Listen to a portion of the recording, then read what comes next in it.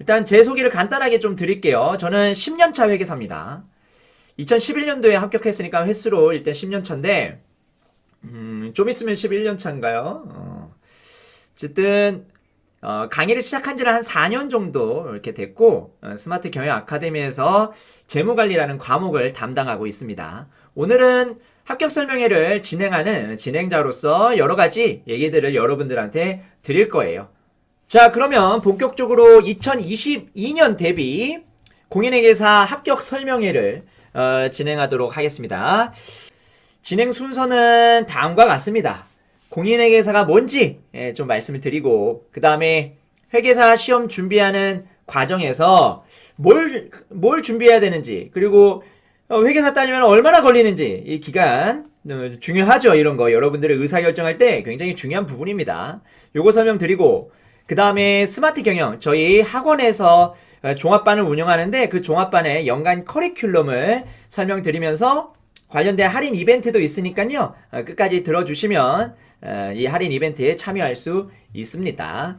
그 다음에 Q&A, 여러분들이 뭐 질문 있으면 뭐 남겨주시면 제가 이따가 몰아가지고 한꺼번에 또 답변을 드릴 거고, 그 다음에 Q&A를 하면서 각 과목별의 특징들을 좀 제가 말씀을 드릴 거예요. 그래서 어떤 과목을 공부하는지 여러분들이 쭉 스캔을 하시고, 그 다음에 이 과목은 이런 특징이 있구나, 요 과목 내가 약간 싫어하는 스타일인데, 이런 것들을 나름대로 한번 파악해보는 그런 시간을 가질 겁니다. 자, 그러면은 처음 이제 공인회계사가 뭔지 한번 보죠. 자, 공인회계사 현황, 귀한 몸이 됐다. 5년차가 억대 연봉을 받는다는 한국경제 기사 제목인데요. 약간 한국경제가 약간 살짝 오바했다. 5년차의 억대 연봉 받을 수 있답니다. 받을 수 있다. 무조건 받는 그 5년차가 무조건 5년차가 억대 연봉을 받지는 않습니다, 여러분. 6년차는 거의 뭐 대부분 받나? 거의 뭐 절반 이상은 억대 연봉을 받을 수 있을 것 같아요. 6년차 정도면. 5년차는요, 억대 연봉을 받는 그 사람이 회계법인에 한정할게요. 회계법인에 한정해서 5년차가 억대 연봉을 받으려면은 팀을 잘 선택해야 됩니다. 본부를 잘 선택해야 된다는 거죠. 그 본부. 성과가 많이 빵빵 터지는 본부 있잖아요. 그 본부를 잘 선택을 해야지 억대 연봉을 받습니다. 정확하게 정보를 해야죠. 정확하게 여러분들한테 정보를 제공해 드려야 됩니다. 5년차가 억대 연봉을 받는다는 이 한국경제 약간 오버했다. 작년 기사고요. 작년 기사고요. 그 다음에 동아닷컴 올해 기사, 최근 따끈따끈한 기사네요. 11월 16일자 기사 보시면 회계업계가 약간 호황입니다. 뭐 때문에 호황이냐? 신외관법 도입으로 인해 가지고 호황이에요. 신외관법이 뭔지는 모르셔도 됩니다. 일단은 뭔지는 모르겠지만 회계법인의 약간 긍정적인 요인이구나, 이런 거 생각하시면 돼요. 그러니까 좀 더 회계사들의 처벌 수위가 좀 높아져가지고 회계사가 빡세게 감사할 수밖에 없고, 빡세게 감사하다 보면은 감사 시간이 늘어나고, 감사 시간이 늘어나면 되면은 돈을 많이 줘야 되거든요, 회사가. 뭐 그러한 약간 뭐 악순환인가요? 선순환인가요? 어쨌든 그런 것 때문에 회계업계가 호황을 누리고 있다. 그래서 워라밸을 찾아 떠났던 회계사들, 여러분 워라밸 중요하잖아요. 사실 회계사들이 과거에는요, 제가 일했을 때만 해도 워라밸이 없었어요. 워라밸이 뭡니까? 회계사들한테 워라밸은 어울리지 않았죠.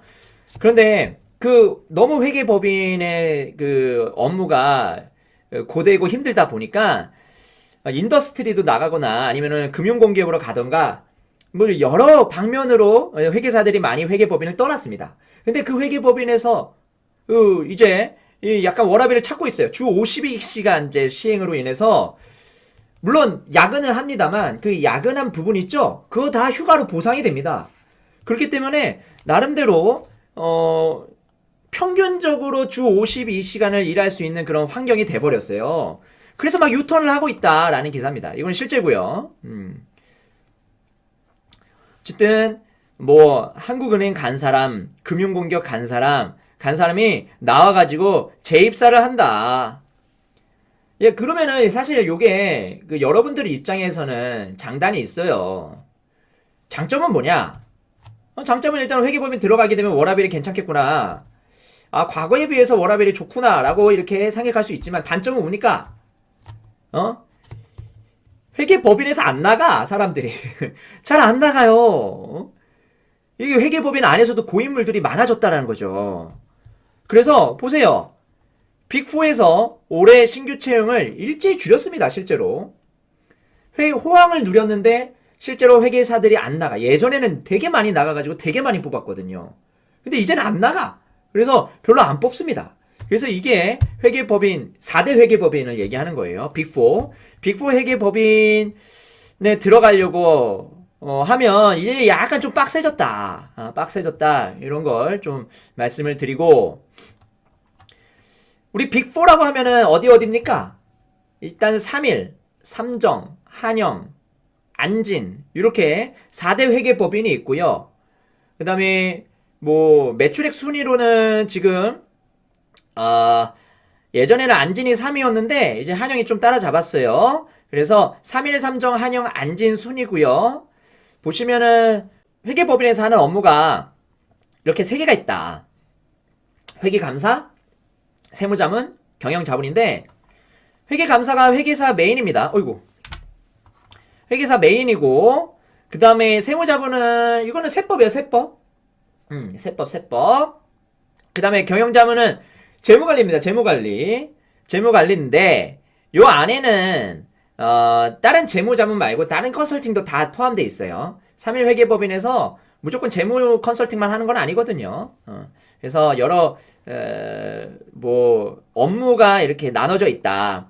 회계감사에는 회계사들이 거의 대부분입니다. 근데 세무자문에는 세무사들도 있어요. 회계사들도 있지만 세무사들도 있다. 경영자문 쪽에는 회계사보다 비회계사가 훨씬 많습니다. 비회계사가 많고 나는 뭐 외국대한 출신이라든지 아니면은 AICPA들도 여기 있고 어쨌든 여기는 회계사 말고 다른 그런 전문가들이 모여있는 집단이라고 보시면 됩니다. 저는 여기 있었습니다. 제가 여기 있는 경영자문에 있었거든요. 여기서 5년? 5년 정도, 5, 6년 정도 일했죠. 자, 어쨌든 이렇게 세 분야가 있는데 여러분 특이한 점이 뭔 것 같아요? 이 경영자문 이 분야가 은근히 포션이 크다. 은근히 감사는 3위는 거의 감사랑 비등비등하고 3점은 경영자문이 훨씬 더 큽니다.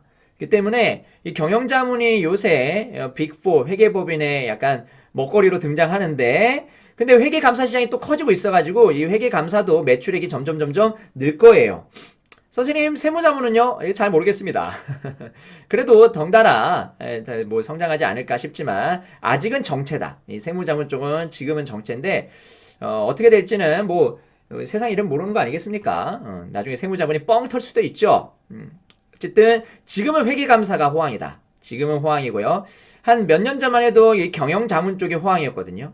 그런데 이제 회계감사 쪽이 더 호황이 돼가지고 스페셜을 여기가 많이 줍니다. 여러분 회계감사 쪽이요. 예전에는 경영자문 쪽 스페셜이 많이 줬는데 이제는 여기 스페셜 많이 줘요, 여러분. 여기 들어가셔가지고 이제 스페셜 많이 받으면 돼요. 대부분의 회계사 합격생들은 여기 들어갑니다. 대부분 거의 뭐 70% 이상. 그 다음에 뭐 저는 약간 특이 케이스고요. 보통은 회계감사 간 다음에 경영자문으로 가는 케이스들이 많은데 저는 바로 여기로 갔어요. 바로 여기로 가가지고 업무를 했다. 그러니까 제가 지금 재무관리를 가르칠 수 있는 거 아니겠습니까? 벌써 10년 전이네요. 제가 2011년도에 합격했으니까. 자, 어쨌든 공인회계사가 뭐 이러한 것들을 한다 정도 대충 감 잡으시면 되죠. 사실 제가 회계사 준비를 할 때는요. 공인회계사 잘 몰랐습니다. 그냥 돈 많이 준다더라. 좀 안정적인 직장이라더라. 그래가지고 주위에서 하길래 저도 그냥 한 거예요. 처음 시작할 때는요.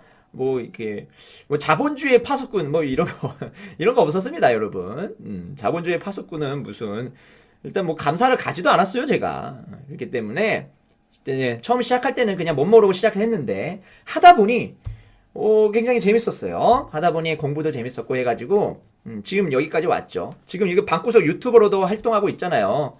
그러니까 사람 이름 모르는 겁니다, 여러분. 제가 회계법인에 입사할 때 방구석 유튜버가 될 줄 알았겠습니까? 전혀 몰랐겠죠. 자, 그러면 일단은 공인회계사 이제 한번 준비를 해보자. 그럼 몇 년 걸릴까? 이거는 공인회계사 금감원 길라잡이 책자 자료입니다. 실제로 2019년 자료고요. 20년 자료에는 요게 빠졌어요. 그래서 19년까지 이렇게 요거를 냈는데 평균 그 합격 기간을 냈는데 뭐 욕을 많이 먹었나? 어쨌든 2020년 책자에는 없고요. 19년 책자를 가져와 가지고 제가 한번 말씀을 드리는 겁니다. 최종 합격까지 평균 한 3년 10개월 정도 걸린다고 합니다. 최초 1차 시험을 1년 준비했다는 가정인데요. 이거 보통 1년 아니고 한 2년 정도 제시해가지고 붙는 경우가 거의 대부분이거든요. 그래서 초시로 합격하는 경우가 흔치 않아요. 뭐 있긴 있지만 그렇게 많지는 않습니다. 그래서 보통은 제시에 합격을 하죠. 1차를. 그렇게 따지면 3년 10개월에서 한 4년 반 정도, 그냥 3년 반에서 4년 반 정도라고 보시면 돼요. 3년 반에서 4년 반. 이게 평균이다. 그보다 빨리 붙는 사람도 있습니다. 여기 보시면 1년 4개월. 어이구, 대단하네. 2년 반, 뭐 3년 반, 4년 반. 여기에 몰려있죠? 그래서 2년 반에서 4년 반이고요. 이 5년 반부터 시작하는 여기 있죠? 여기. 이 5년 반. 여기는 뭘까요? 이제부터 장수생이죠. 여기는 진정한 장수생들이 합격한 그런 비율이라고 보시면 됩니다. 여러분들은 이제 시작했으니까 요거를 일단은 목표로, 적어도 여기를 목표로 하셔야겠죠. 자, 응시 자격. 그러면은 일단은 1차 시험하고 2차 시험으로 나눠지는데 1차 시험 응시 자격을 한번 볼까요? 일단은 학점을 이수해야 됩니다. 총 24학점을 이수해야 되는데 뭐 대학교에서 이수해도 되고요. 아니면은 학점은행제를 통해서 이수해도 되는데 회계학 12학점, 경영학 9학점, 경제학 3학점 들으시면 되고, 뭐 학교에서 내가 만약에 뭐 경영학과다. 그러면은 웬만하면 학교 내에서 학점 이수가 가능한데 내가 만약에 비전공자다. 그러면 쉽지 않아요. 그러면 학점은행제를 통해서 하던가 복수 전공 있잖아요. 요새 복수 전공도 잘 돼 있던데 그 복수 전공을 이용하셔도 괜찮습니다. 그래서 그러면 어떤 과목을 들어야 되나요? 학점은행제에서는요, 다 잘 설명이 되어 있으니까 보시면 되는데, 금감원 홈피에 보시면은, 어떤 과목을 이수하면 되는지에 대한 그 과목이 쭉 나와 있습니다. 그래서 금감원 홈피를 참고하시면 되고, 어쨌든 우리가 알아야 될 거, 학점 이수를 해야 되는구나. 1차 시험을 등록하기 위해서는 학점 이수를 해야 되는구나. 요거 생각하시면 되고, 영어가 필요합니다, 여러분, 영어. 예전에는 영어가 별도로 시험이 있었거든요. 근데 이제 영어가 그 시험 요건이 돼버렸습니다. 응시 자격 요건이 되어버렸어요. 그래서 토익은 700점 넘어야 되고요. 토플은 뭐 어쩌고저쩌고 있는데, 일단 토익 많이 보시거든요. 토익 700점 넘으시면 됩니다. 그래서 원서 마검일 역산 2년 내에 토익 700점 받으시고, 그 다음에 준비하시면 되고, 여러분, 영어는 빨리 준비하실수록 좋습니다. 나중에 영어 때문에 시험 공부를 잘 못하는 경우도 있거든요. 그래서 지금 약간 여유로울 때 이때 영어 공부를 좀 해서 700점을 만들어 놓는 것이 가장 좋습니다. 그래서 지금 이 초반에 일단 좀 달려야 돼요, 영어를. 그래서 영어 700점 딱 만드시고 학점 이수는 뭐 같이 하시면 좋죠. 학점 이수도 하시면서 이제 시험 준비를 하시면 되겠습니다. 자, 그러면 1차 요건이 완료가 됐어요. 그러면은 나 이제 1차 시험 봐야지. 그럼 뭘 공부하면 될까? 시험 과목은 이렇게 나눠집니다. 여러분, 아까 제가 회계법인에서 그 업무가 크게 회계감사, 세무자문, 그 다음에 재무자문 이렇게 나눠진다고 했잖아요. 그래서 그 각각의 업무별로 해서 여기에 과목들을 배우게 됩니다. 회계감사는 회계학, 회계기준, 그 다음에 감사 방법을 알아야지 감사를 할 수 있잖아요. 그래서 회계학을 알아야겠죠? 회계 원리라든지 원가 관리 회계 이거를 배우고요. 회계 기준을 알아야겠죠? 회계 기준을 알아야 되는 거예요. 그래서 그 회계 기준 IFRS 기준이거든요. 우리는 재무회계 IFRS 기준으로 배우고 그 다음에 정부회계도 배우고요. 그 다음에 감사 방법을 우리가 나중에 배우고요. 세무자문 요거는 세법이에요. 세법 배우고요. 재무자문 재무관리예요. 재무관리 저랑 같이 배우시면 되고요. 그 다음에 공통학문들이 있어요. 공통학문 1차에만 나오는 학문이거든요. 일반 경영학, 경제학, 상법 요 세 가지를 이거 공부하시면 되는데, 자, 그러면 1차에는 뭐가 있냐, 1차에는. 자, 1차는요, 지금 현재 기준으로 2200명을 선발하거든요. 그러니까 1차 시험에서 2200명 선발하고, 그 다음에 2차 시험에서 1100명을 선발해요. 그래서, 1100명, 최종 합격생 수의 2배수를 1차 시험에서 뽑습니다. 자, 그러면은, 시험 과목을 볼까요?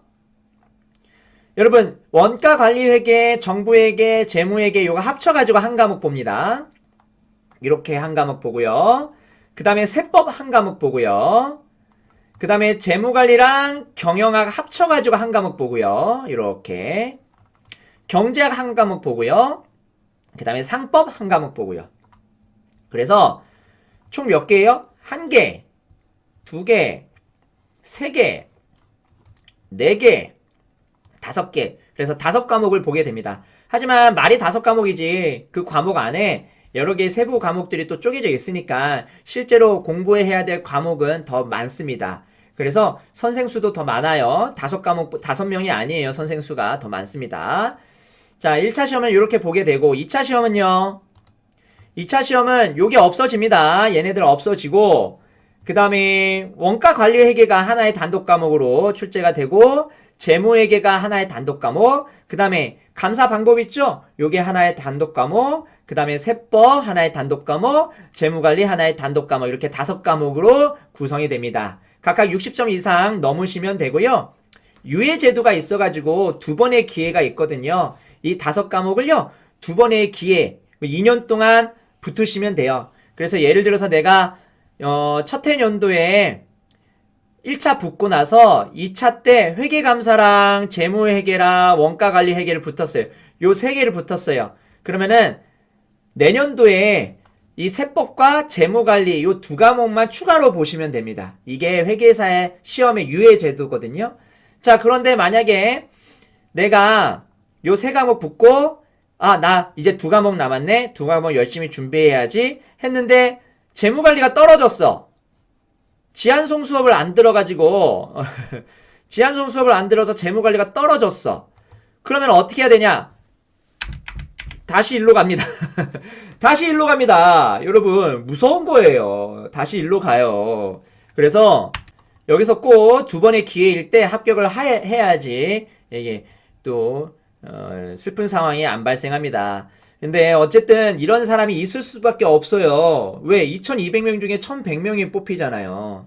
그래서 1100명은 탈락한다는 소리거든요, 결과적으로. 그래서 열심히 2차 때도 열심히 공부하시길 바라겠습니다. 자, 그 다음, 그러면 선생님 온라인이 좋아요, 오프라인이 좋아요? 공인회계사 준비할 때 저는 온라인 들었거든요. 저는 개인적으로 온라인 들었는데, 자, 온라인과 오프라인 장단점을 한번 보죠. 온라인 종합반도 있는데 보통 온라인 단가로 많이 들으시더라고요. 온라인 단가랑 오프라인 종합반의 장단점을 한번 보죠. 온라인은 당연히 이 배속이 되게 좀 좋아요. 그래서 이 배속을 이용해가지고 시간을 굉장히 효율적으로 활용 가능하다. 1시간짜리를 강의를 뭐 45분, 40분 안에 이렇게 들을 수도 있다.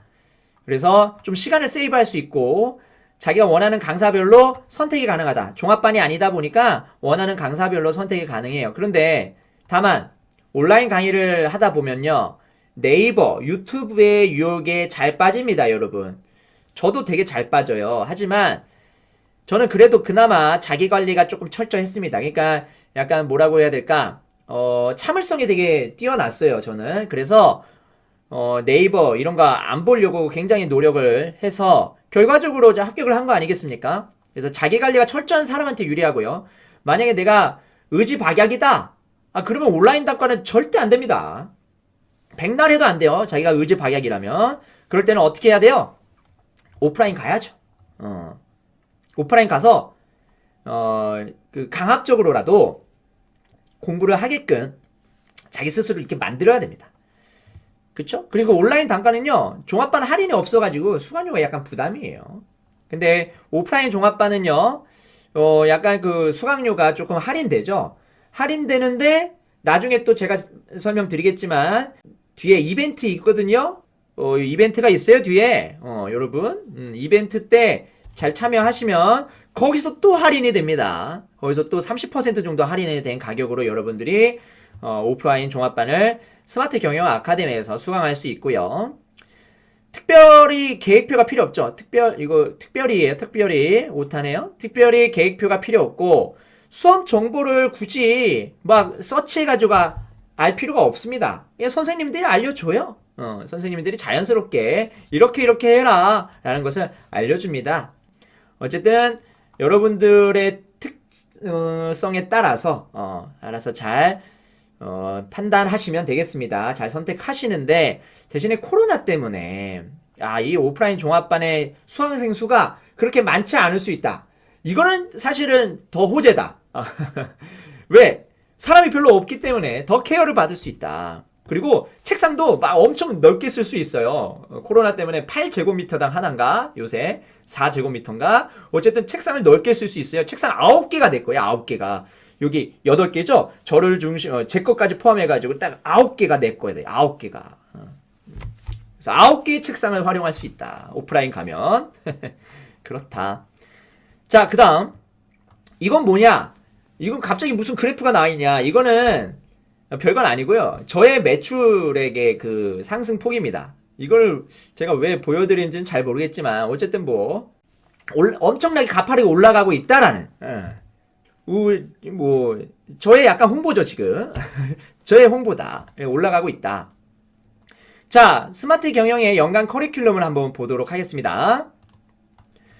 일단은 1월 12일날 입문반이 개강하고요. 그 다음에 1월 26일날 기본반이 개강하는데 한 7월 중순 8월까지 아마 길게 진행이 될 거예요. 그래서 좀 더 예전보다는 좀 더 여유롭게 복습 시간을 좀 많이 주면서 그 종합반이 운영이 될 거고, 그 다음에 여기 보충 학습 기간이 있고 객관식 종합반이 있고 모의고사반이 있는데요. 이렇게 4가지 커리큘럼으로 크게 구성이 되는데 하나씩 보도록 하겠습니다. 일단은 입문 기본 종합반 보시면 입문 기본 종합반 전체 과목을 개념 설명하는 과정이에요. 아까 과목 봤죠? 회계 원리부터 시작해서 재무회계, 원가관리, 재무관리, 세법, 경영학개론, 원론, 그 다음에 경제학 3법 이렇게 됐고, 매일 전 시간에 배웠던 내용을 토대로 해가지고 진도 테스트를 보고요. 이걸로 여러분들이 스스로 학원에서 복습을 하셔도 되는 거죠. 그래서 집에 가가지고 복습한 다음에 여기서 진도 테스트 보면서 또 복습을 하시면 되겠습니다. 그 다음에 매주 월요일날 주요 과목 모의고사를 봅니다. 그래서 월요일마다 모의고사를 보면서 여러분들의 실력이 어느 정도 수준인지를 확인할 수 있겠죠. 자, 그 다음에 보충 학습 기간은요. 예전에는 이게 심화반 커리큘럼인데 물론 심화반도 있습니다만 심화 강의가 있긴 한데 우리의 사실 목표 자체가요. 저희 학원에 초시생들이 많이 와요. 그래서 재시생들은 보통은 뭐 알아서 잘 하시니까 초시생들 와가지고 하다 보면은 1차를 합격하기 위한 그 커리가 약간 부족할 수 있겠다라고 해서 보통 여기다 심화반이 들어갔는데, 심화반이라는 것은 2차 과목을 미리 공부하는 그런 반이었거든요. 그걸 없애고 여기서 보충학습 기간, 그래서 기본반에서 약간 부족했던 내용, 개념 이런 것들이 있으면 여기서 추가적으로 보충한 다음에 객관식 종합반을 들을 때 좀 더 효과적으로, 효율적으로 들을 수 있게 만들어 놓은 어떤 그런 중간 과정이라고 보시면 되겠습니다. 그래서 각 과목별 테마 특강하고, 그 다음에 동차를 위한 심화 강의, 뭐 저 같은 경우는 심화 강의도 하고 뭐 이렇게 해가지고 각 과목별로 각각의 특강들이 진행이 되니까 필요에 따라서 여러분들이 공부를 하시면 되겠습니다. 그 다음에 초시생들이 우리 학원에 많이 듣다 보니까 1차 합격을 위한 커리큘럼으로 생각하시면 되고요. 자신이 부족한 부분을 이때 선생님과의 충분한 상담을 통해 가지고 해결한 다음에 앞으로 나아가야 됩니다. 그래서 분명히 자기가 부족한 과목들이 나올 거예요. 그런 부분들을 이 기간을 통해서 잘 해결하시면 된다. 그 다음에 이제 객관식 종합반 1차는 객관식이고 2차는 주관식이거든요. 그래서 객관식을 푸는데 객관식도요 시간이 되게 쪼달려요. 여러분 시험장에 가시면 엄청 쪼달립니다. 이거 후딱 지나갈 시간이. 그러다 보니까 좀 더 문제를 빨리 풀 수 있는 스킬을 좀 우리가 익혀야 되거든요. 그래서 기본반에 배웠던 기본 개념을 다시 설명을 드리지만 여기서의 핵심 포인트는 뭐냐면 문제를 빨리 풀 수 있는 어떤 요령을 터득한다라고 보시면 되겠습니다. 그래서 객관식 종합반을 통해 가지고 개념 정리를 쫙 완료한 다음에 이제 모의고사를 계속 매주 봐요. 그래서 오전부터 저녁까지 사용할 수 있는 자습실을 제공하고 그 다음에 매주 강사님들이 돌아가면서 질의응답을 하는데 대신에 이 코로나가 좀 끝나줘야 이 모의고사반이 잘 운영이 될 수 있거든요. 내년에는 이제 백신도 나오고 해가지고 끝나지 않을까 그런 기대를 하고 있습니다. 그 다음에 매주 모의고사를 통해서 자신의 위치를 확인하면서 시험 직전까지 모의고사를 보면서 실전 감각을 익힌다 라고 보시면 되겠습니다. 여기까지가 저희 학원의 연간 커리큘럼이고요. 그 다음에 할인 이벤트를 좀 할게요. 여러분들이 만약에 오프라인으로 스마트 경영 아카데미에서 듣고 싶다 그러면 퀴즈를 맞추시면 되는데 제가 가르치는 과목이 뭔지 이거를 스마트 경영 아카데미 홈페이지 게시판 또는 카카오톡 플러스 친구에서 스마트 경영을 검색한 다음에 퀴즈 정답 제가 뭘 가르칠까? 퀴즈 정답 그 다음에 스마트 경영 아카데미 아이디 연락처를 보내주시면 된다. 제가 뭘 가르치지? 제가 뭘 가르칠까? 이거를 여러분들이 보시면 됩니다. 좀 몰라요. 모르는데 저는 모르는데 어쨌든 가르치는 과목을 퀴즈 정답과 아이디랑 연락처를 보내주시면 할인을 포함한 각종 안내를 드리니까 많은 그런 또 할인 이벤트 참여하셔가지고 저와 함께 같이 재무관리 재밌게 공부하시면 되겠습니다. 자, 일단은 다 어느 정도 완료가 됐고 자, Q&A 시간을 좀 가져보도록 하겠습니다. Q&A 여러분들이 Q&A를 굳이 남겨주시 않으셔가지고 제가 이거 다 예상했습니다.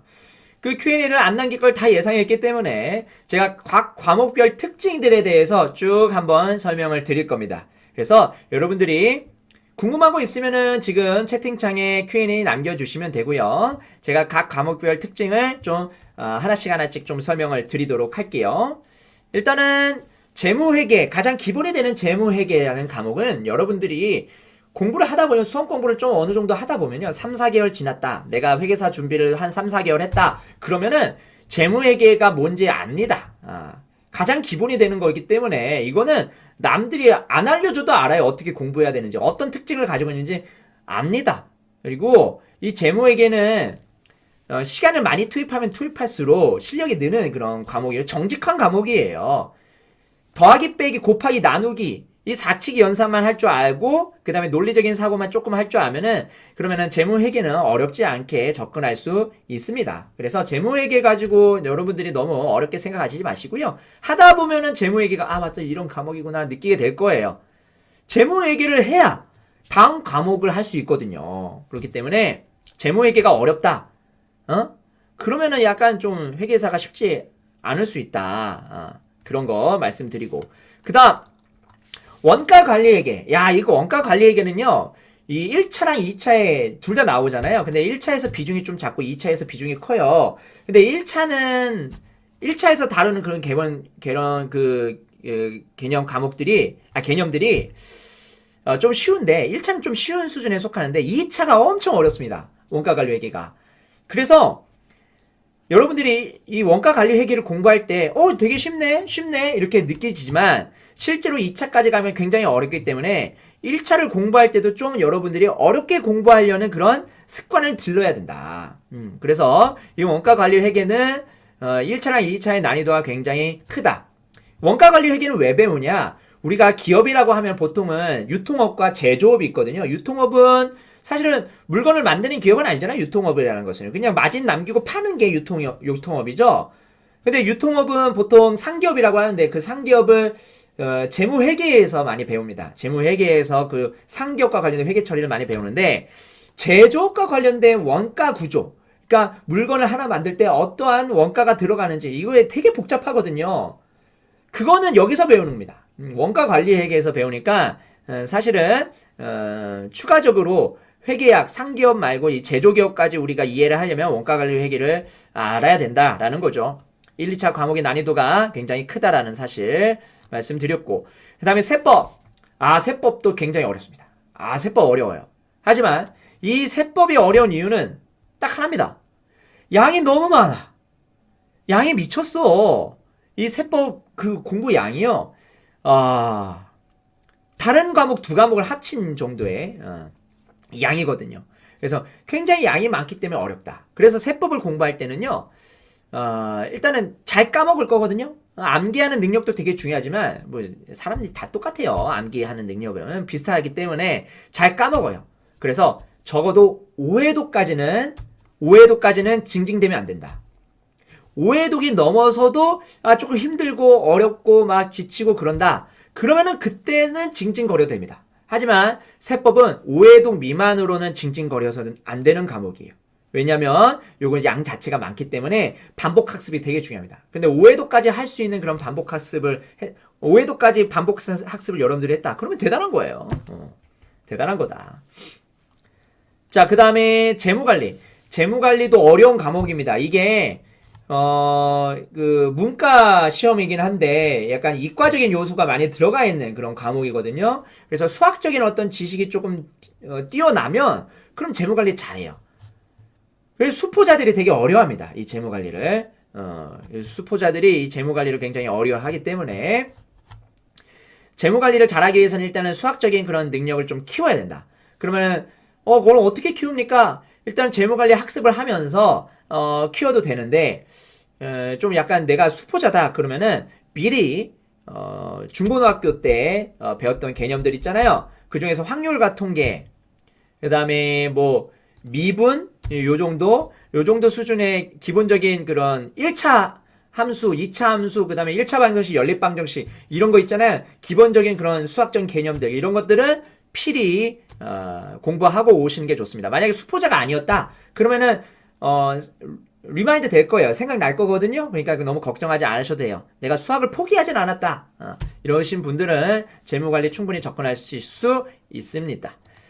그 다음에 상법. 이 상법도 암기 과목입니다. 1차에만 나오는 과목이고요. 실제로 암기해야 될 양이 세법보다는 확실히 작아요. 그래서 세법을 어느 정도 넘었다 싶으면 상법은 그냥 거저입니다. 근데 상법이 어려운 이유가 세법보다는 상법에서 법률 용어가 많이 나와요. 세법도 법률 용어가 나오지만 상법이 훨씬 더 심하거든요. 그래서 법학과는 상법이 조금 수월할 수 있다. 그래서 법률 용어가 좀 나오기 때문에 이런 것들만 잘 견디면 법률 용어만 잘 이렇게 익숙해지면 상법은 암기 과목이다 보니까 쉽게 접근할 수 있고요. 고득점 해야 되는 과목입니다. 1차라면.